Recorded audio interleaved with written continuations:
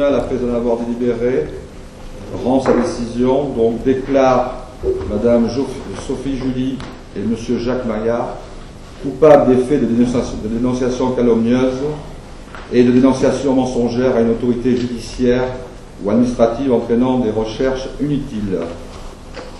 En conséquence, Madame Julie, Sophie, le tribunal vous condamne à une peine d'emprisonnement délictuel de 6 mois assortie d'un sursis simple. Monsieur Maillard, le tribunal vous condamne à une peine d'emprisonnement de 6 mois assortie d'un sursis mis à l'épreuve pendant 18 mois, avec obligation notamment de soins, interdiction de rentrer en contact de quelque manière que ce soit avec Margot, Hugo et Théo Mignot et leur père, Monsieur Éric Mignot. Et enfin, obligation de rembourser donc les sommes mises à la charge au titre de l'indemnisation de la partie civile. Venons-en à la partie civile.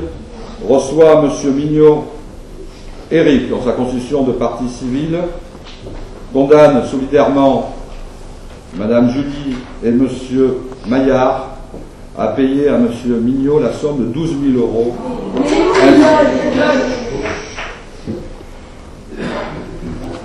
MDR, lol, ça va, c'est tellement continué, tellement banal. Ainsi que la somme de 1 500 € en vertu des dispositions de l'article 475.1 du Code de procédure pénale, ordonne l'exécution provisoire sur la partie civile de ce jugement. Madame Julie, vous êtes condamnée à 6 mois d'emprisonnement avec sursis. Ça veut dire que cette peine de 6 mois, vous ne la ferez pas si vous n'êtes pas condamné dans un délai de 5 ans, une nouvelle fois. En ce qui concerne Monsieur Maillard, vous êtes condamné à 6 mois d'emprisonnement assorti d'un sursis mis à l'épreuve pendant 18 mois. Cela veut dire que pendant 18 mois, vous allez être suivi par un juge d'application des peines qui vous notifiera les obligations principales, mais d'autres obligations, notamment de répondre aux convocations, qui sont des obligations plus générales. Je vous ai rappelé de mon côté les obligations plus particulières, donc je vous rappelle, interdiction de rentrer en contact de quelque manière que ce soit avec les enfants mignons et leur père, obligation de soins et obligation de remboursement dans des sommes allouées à la partie civile.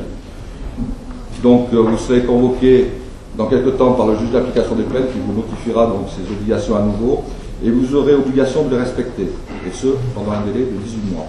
Si vous ne devez pas respecter ces obligations auxquelles vous êtes astreint, vous êtes susceptible donc de voir la peine de 6 mois se convertir en peine de prison ferme. Donc aujourd'hui concernant donc ce dossier. Non, il n'y a pas. Ça vous voyez avec vous.